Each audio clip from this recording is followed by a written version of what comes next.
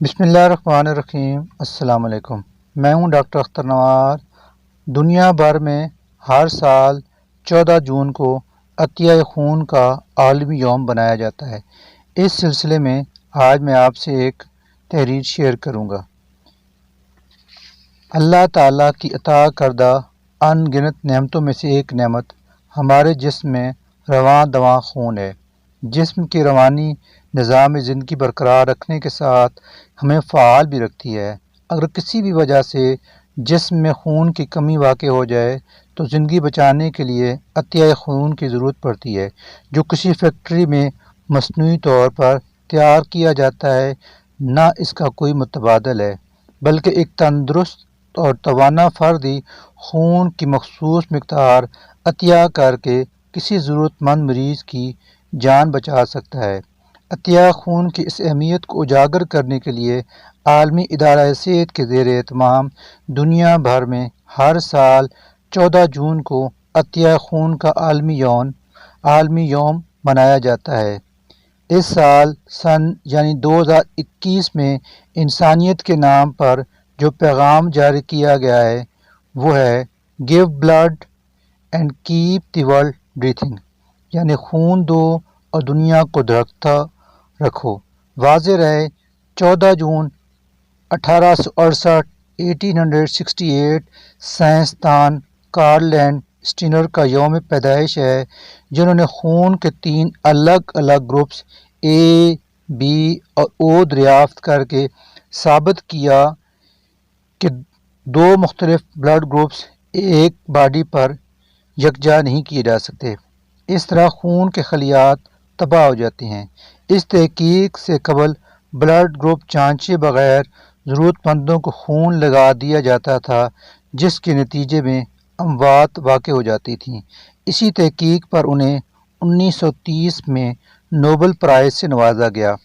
عالمی ادارہ صحت کی جانب سے صحت سے متعلق مختلف ایام منانے کا مقصد عوام الناس میں شعور اجاگر کرنے کے ساتھ ساتھ درست معلومات فراہم کرنا بھی ہے۔ یہ یوم منانے کا مقصد ہی معاشرے میں رضاکارانہ بنیادوں پر خون کا عطیہ کرنے کا شعور پیدا کرنا اور اس پیغام کو فروغ دینا ہے کہ عطیہ خون ایک تندرست اور صحت مند فرد کی جانب سے کسی ضرورت مند کے لیے بہترین تحفہ محبت اور تحفہ زندگی ہے۔ نیز یہ دن ان لوگوں کے تشکر کے طور پر بھی منایا جاتا ہے جو رضاکارانہ خون دیتے ہیں۔ سورہ المائدہ کی آیت نمبر 32 میں اللہ تعالیٰ فرماتے ہیں، جس نے ایک انسان کی جان بچائی گویا اس نے پوری انسانیت کی جان بچائی۔ خون ہمارے جسم میں کلیدی کردار ادا کرتا ہے۔ ایک فرد کے جسم میں تقریباً 95% خون ہڈیوں کے گودے یعنی بون میرو میں بنتا ہے، جبکہ جگر، تلی اور غدود خون کا نظام فعال رکھنے میں معاونت کرتے ہیں۔ خون کا بنیادی بلاک اسٹیم سیلز ہڈیوں میں پایا جاتا ہے، جو خون کے مختلف اجزاء مثلاً سرخ خلیات، سفید خلیات اور پلیٹلیٹس بناتا ہے۔ یہ اجزاء مختلف امور انجام دیتے ہیں۔ ایک صحت مند فرد کے جسم میں روزانہ تقریباً 400 سے 2000 ملی لیٹر خون بنتا ہے، جو دل کے پمپ کے ذریعے پہلے وریدوں میں آتا ہے، وینز میں آتا ہے، جہاں سے یہ صاف خون آکسیجن والا چھوٹی چھوٹی نالیوں کے ذریعے پورے جسم میں پھیل کر دوبارہ شریانوں یعنی آرٹریز کے ذریعے دل میں واپس آ جاتا ہے، تاکہ استعمال شدہ خون جس میں کاربن ڈائی آکسائڈ پایا جاتا ہے دوبارہ صاف ہو کر وینز میں جا سکے۔ یوں ایک منظم طریقے سے خون پورے جسم میں مسلسل گردش کرتا ہے۔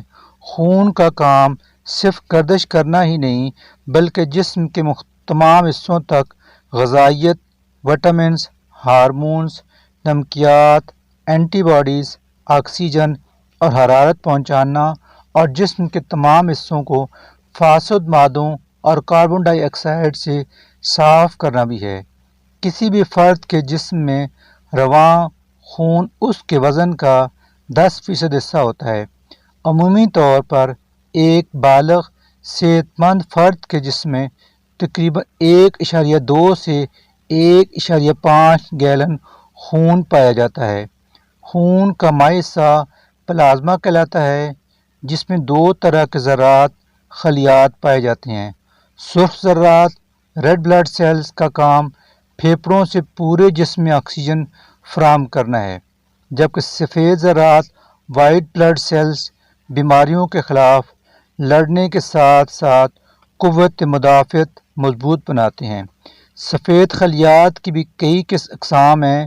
پلیٹلیٹس کسی بھی وجہ سے جسم سے بہتا خون روکنے میں معاون ثابت ہوتے ہیں۔ خون کے سرخ خلیات میں ہیموگلوبن پایا جاتا ہے، جو آئرن اور گلوبن پروٹین کا مرکب ہوتا ہے۔ واضح رہے کہ جسم میں خون کی کمی کی جانچ ہیموگلوبن ہی کے ذریعے ممکن ہے۔ خون کا عطیہ دینے کے بعد رضاکار میں 48 گھنٹے میں خون کا پلازما والا جزو تیار ہو جاتا ہے۔ البتہ خون کے سفید خلیے بننے میں کم از کم 4 سے 8 ہفتے لگتے ہیں۔ جسم میں خون کی کمی کی کئی وجوہات ہیں، مثلاً درست مقدار میں خون نہ بننا، کسی سبب، مختلف حادثات، آپریشن، زچگی وغیرہ، خون ضائع ہو جانا، یا خون کے سفید سرخ ذرات کی بجائے مضر ذرات بننا وغیرہ۔ یہ ساری وجوہ بہت تفصیل طلب ہیں، جن کا مکمل بیان اس مختصر سی ویڈیو میں مشکل ہے۔ تاہم اگر جسم درست مقدار میں خون بنانے سے قاصر ہو تو اس کے اسباب میں ناکافی غذا میں مختلف اجزاء، iron, folk acid, vitamin B12 اور پروٹین کا سرے سے نہ ہونا یا کم مقدار ہونا بھی شامل ہے۔ ان تمام اسباب کا علاج بآسانی ہو جاتا ہے، مگر بعض ایسی بیماریاں جو پیدائشی طور پر لاحق ہوں، جنہیں جینیٹک بیماریاں کہا جاتا ہے، ان میں خون پیدا کرنے کی صلاحیت متاثر ہو جاتی ہے اور تاعمر خون لگوانے کی ضرورت پیش آتی ہے۔ مثال کے طور پر تھیلیسیمیا میں خون کی شدید کمی واقع ہو جاتی ہے اور ایک خاص شیڈول کے تحت خون لگوانا زندگی بچانے کے لیے ضروری ہو جاتا ہے۔ بلا شبہ انتقال خون زندگی بچانے میں بہت مددگار و معاون ثابت ہوتا ہے، جس کے لیے عطیہ خون کے رجحان کو فروغ دینا ازحد ضروری ہے، تاکہ کئی انسانی زندگیاں ضائع ہونے سے بچائی جا سکیں۔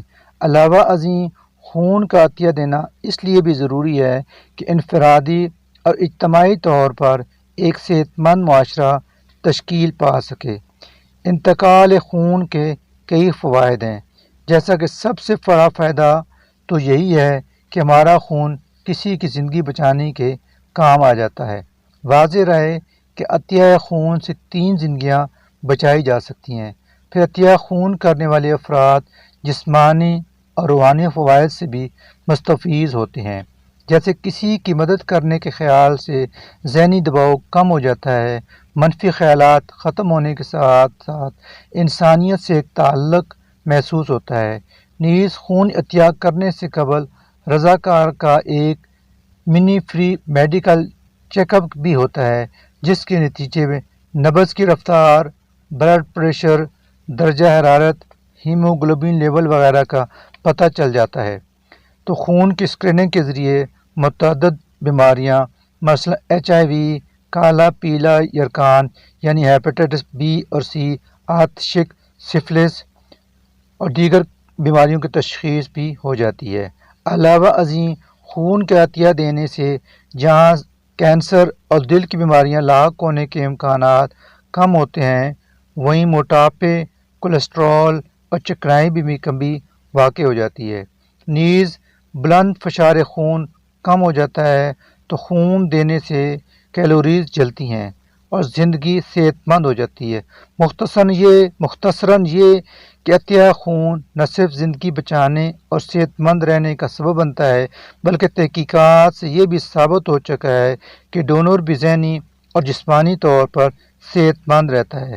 تاہم بعض صورتوں میں خون عطیہ نہیں کیا جا سکتا، جیسے بلوغت سے قبل یعنی 18 سال سے کم عمر ہونے کی صورت میں، یا HIV، ہیپیٹائٹس بی سی یا پھر کوئی موذی مرض لاحق ہو تو خون عطیہ نہیں کیا جا سکتا۔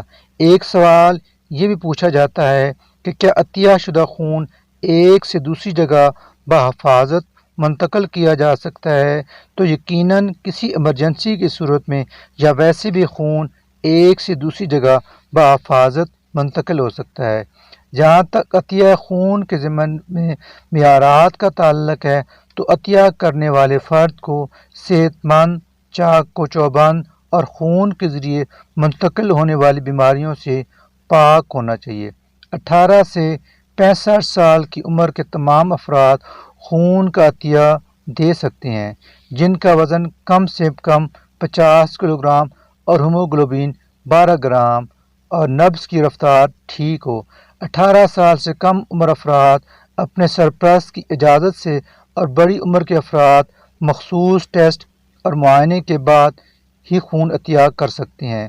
بعض اوقات خون کا عطیہ دینے سے جسمانی کمزوری، بے ہوشی، چکر آنے، متلی، قے، جسم پر نیلے دھبے پڑنے یا گھبراہٹ وغیرہ جیسی علامات ظاہر ہو سکتی ہیں جو وقتی ہوتی ہیں۔ یاد رکھیے، خون عطیہ کرنا ایک صحت مند فرد کے لیے بالکل محفوظ عمل ہے کہ اس عمل کے دوران صاف ستھرے آلات، سرنجز وغیرہ استعمال کی جاتی ہیں۔ مکمل خون لگوانے کے علاوہ بعض کیسز میں مریض کو خون کا وہی جزو لگایا جاتا ہے جس کی اسے ضرورت ہو، جیسے کہ خون کے سرخ یا سفید ذرات، پلازما اور پلیٹلیٹس وغیرہ۔ واضح رہے کہ مختلف ٹیسٹ کروانے کے بعد خون کے اجزاء ایک خاص طریقے سے محفوظ کر دی جاتی ہیں تاکہ ضرورت پڑنے پر استعمال کیے جا سکیں۔ عام طور پر خون کے اجزاء میں سب سے زیادہ خون کے سرخ ذرات اور بلڈ گروپ سے او پازیٹیو کی ضرورت پڑتی ہے۔ یاد رکھیے، ایک بار خون عطیہ کرنے کے کم از کم 8 ہفتے یعنی 56 دن بعد ہی دوبارہ خون دیا جا سکتا ہے، جبکہ ایک سال میں 5 بار سے زائد خون عطیہ نہیں کرنا چاہیے۔ خواتین کے لیے 4 ماہ کا وقفہ ضروری ہے۔ البتہ پلیٹلیٹس ہر ہفتے عطیہ کیے جا سکتے ہیں۔ انتقال خون کے ذریعے جہاں ایک صحت مند معاشرہ تشکیل پانے میں اپنا کردار ادا کر سکتا ہے، وہیں انسانیت کی خدمت کے ساتھ دل کی دھڑکنیں برقرار رکھنے میں بھی مدد فراہم کر سکتی ہیں۔